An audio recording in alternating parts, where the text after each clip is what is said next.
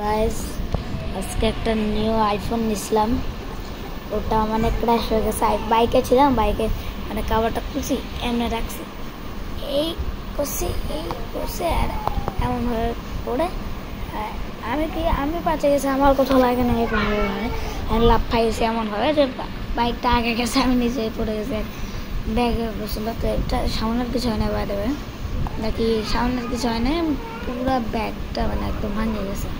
দেখুন পুরো ব্যাগটা ভাঙে গেছে, ক্যামেরা ভাঙে গেছে। তাই এটা নিউ চেঞ্জ করাবো। এই কাভারটা নিয়েছিলাম নতুন, তো দেখতেছিলাম মোলটা, তখনই ক্র্যাশ করছে।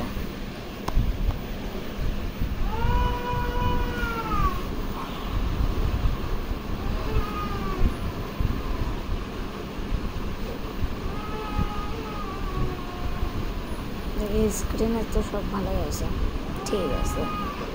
আর একটা আমার মোবাইল আইফোন একই, কিন্তু